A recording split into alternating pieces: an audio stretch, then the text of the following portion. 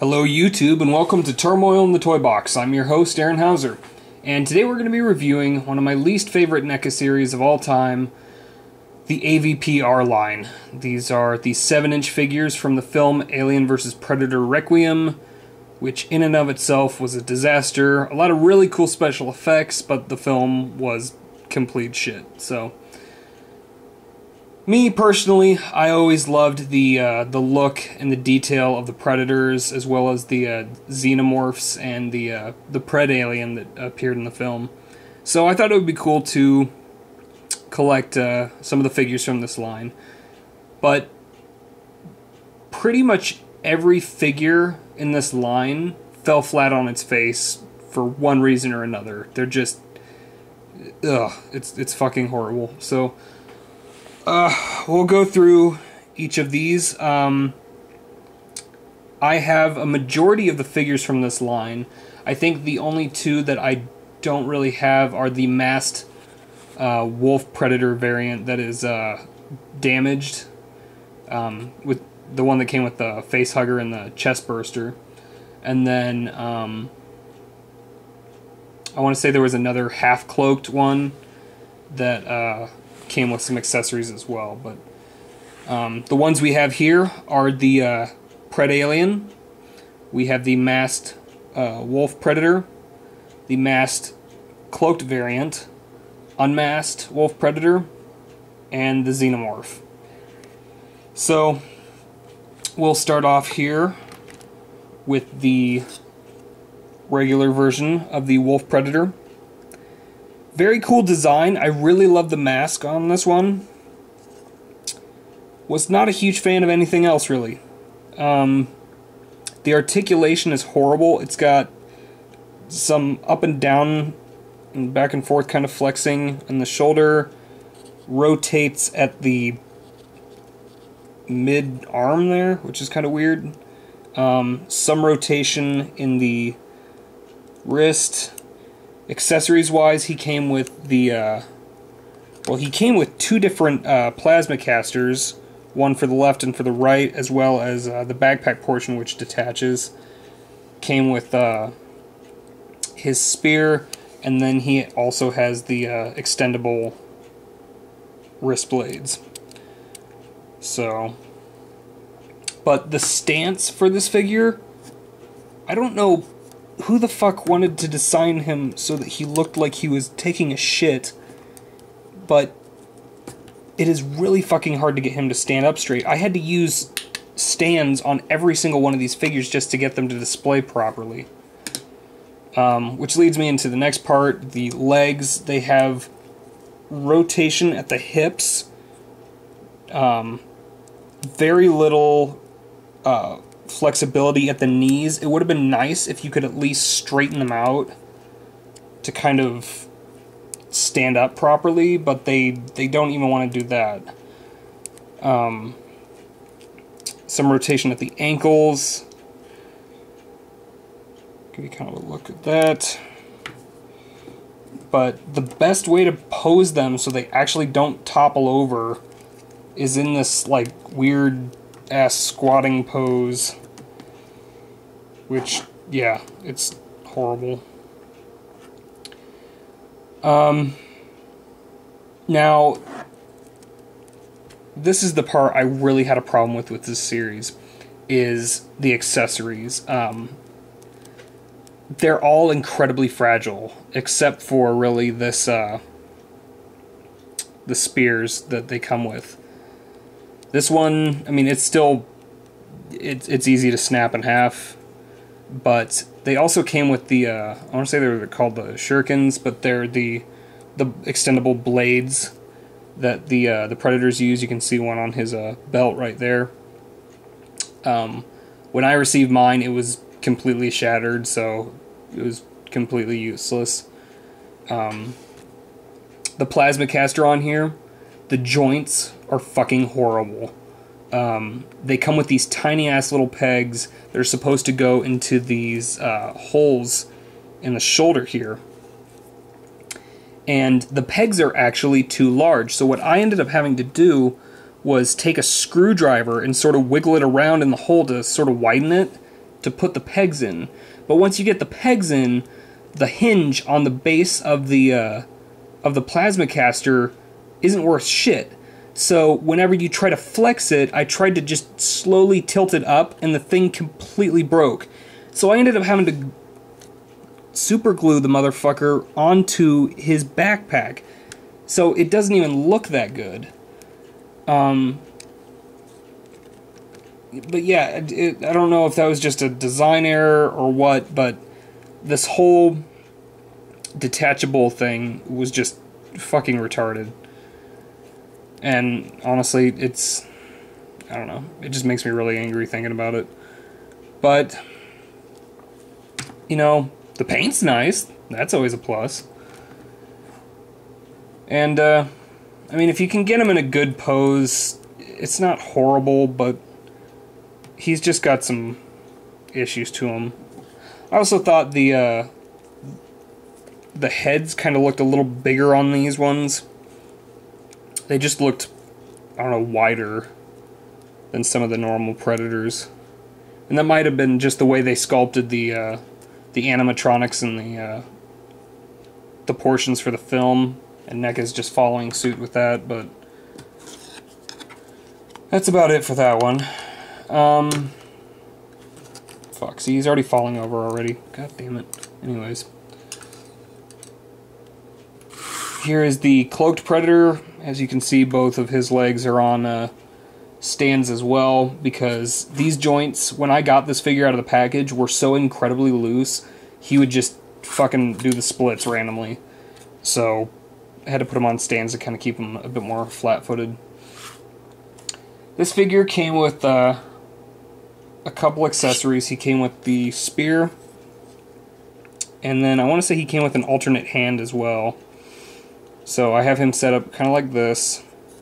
This one I actually didn't have any problems out of the package getting the plasma casters in place. As you can see, this one actually has 2 plasma casters. And it looks like this guy is about broken already on the joint for this one. So we'll see how long he lasts, unfortunately. Anyways, the detail's very cool. He's got kind of that electrostatic sort of look for this cloaked version. The same articulation applies as with the regular Wolf Predator. I think this one looks cooler, honestly, although he does have some balance issues. Still don't like the stance as much. But I guess, you know, with the cloaked version, it actually doesn't look so bad to me with this stance. I think it looks kind of cool. But it would have been nice to have a lot more articulation and not this weird extended out pivot sort of thing with the hip. So,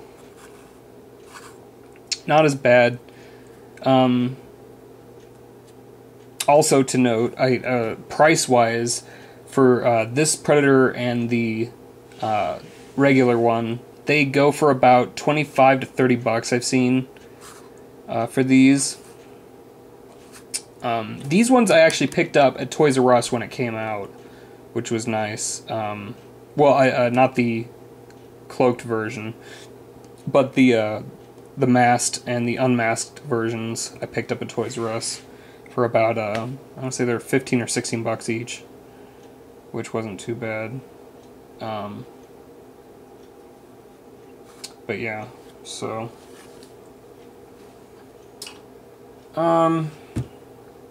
next we'll do the unmasked version. This was the one that I was most excited about, honestly, for the Predators. The detailing on the face isn't horrible, looks pretty cool. He looks like he's seen better days. As far as accessories goes, he came with an alternate hand. Came with this, the whip. And I'm trying to think what else he came with. I know he came with the shuriken as well, the little multi-bladed utility they have. Same articulation and everything. The one thing that I wasn't too pleased about with the face sculpt is he's got this weird sort of disconnect where the two pieces were supposed to be put in for the head. So it's got this like crevice that goes all the way across his skull there, which I thought looked kind of shitty. But yeah. Give you kind of a spin around on this one. Both of his plasma casters broke as soon as I got it out of the package. So fuck those. Yeah, not much to say for this one. The paint on all these figures, I will say, is fairly good. There's some kind of spill marks on some of them, but the majority of them aren't bad, detail-wise. It's just they've got some real fundamental issues with the balance and articulation, like I said. So, let's see. Here is this guy makes me laugh my ass off. This is the world's most intoxicated Xenomorph. This thing, I swear to God, will not stand up if you had a gun to its head. It has the loosest little, almost puppet-like joints to it, and I have to keep it up by keeping its tail between its legs to sort of balance it on this stand.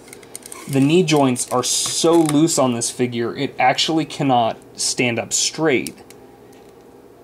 You can extend the hip joints out to kind of give it that sort of straight look, but the hip joints themselves are so incredibly loose that it makes it very, very hard to get him to stand. See, there you go. God damn it. And here's the joke, it comes with the stand, and the stand does nothing for it. So he's got rotation in the shoulders, back and forth, rotation at the kind of mid-upper arm there, at the elbow, rotation at the wrist. His head on this one is actually on a ball joint. Now, the ball joint on this one is very loose, and the head has a tendency to pop off, so if he falls over while he's on his stand, odds are his head's going to go rolling. So, just throwing that out there. Flexing at the hips on these ball joints, which are incredibly loose. Rotation right at the upper hip there. At the knee, and at the ankles there. Now, as far as articulation goes, this is a very cool figure. He also has the articulation in his chest there, kind of in the mid-torso range. And the detail on this alien warrior is very, very cool. It looks amazing. And this is definitely one of my favorite Xenomorph figures. I thought that the design for these in the film was very cool. His tail is this sort of rubber with like a metal pipe portion in it. It's all flexible. It doesn't feel like it's going to break apart at all. It does carry some weight to the figure, which is great because, you know, it can't stand up on its own at all. So the stands that it comes with comes in 3 different pieces. Detach this here. A little bridge piece. It's got some rocks on it. And then these 2 feet portions. Now, as you can see, they got these pegs at the bottom. And you just click the pegs in there. There's a dust bunny. And then click the other one in there. And it holds in fairly tight. You don't have to worry about it popping apart on you or anything. And then you just use the peg holes in the bottom there. Now, what I found works best for this figure is if you get him in this sort of crouched squatting position, and then you just kind of stick the tail underneath to kind of lock it in on the display stand. And see, the problem is he's already starting to shift around there. Now, if you also kind of put his hands on his legs like that sort of deal, kind of also helps him. Oh, and there he goes. I fucking can't win with these guys. Jesus Christ. There you go. Awesome pose. Way to go, NECA. Ugh. Seriously, trying to set these figures up for display is a challenge in and of itself. Hey, and he just let go of the base. Fuck. Okay. You go over there. I'm getting really tired of you. Oh, damn it. Fuck it. Okay. Anyways, here's my favorite from the series. This is the Predalien. This guy actually stands up fairly well on his base. He does have loose joints in the legs, which kind of causes him to shift at times and take a dive, but if you get him in the right stance, he stands up just fine. Give you kind of a cool spin around to this guy. The base is the exact same, comes in 3 segments. Once put together, holds him up fairly well. You have to have this figure on the base, though. He has incredibly tiny feet and cannot stand up at all without the base. So, if you're one of those people that likes to try to just keep them all streamlined without bases, yeah, this guy has to have one.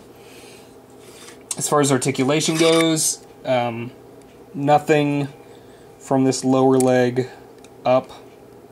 He has articulation kind of the mid-thigh there. No articulation in the knees at all. Rotation back and forth in the hips. In the arms, rotation at the upper shoulder kind of area. Flexes in and out on ball joints. Rotation at the wrists. Nothing at the elbows really. And then the head itself is beautiful. This is so cool. It's got kind of, you can kind of see sort of the skull look in there. The mandibles look great. They're actually not very fragile. The head itself is on, I want to say it's a ball joint. Yeah, it's on a ball joint. So you can get some really cool sort of poses with that.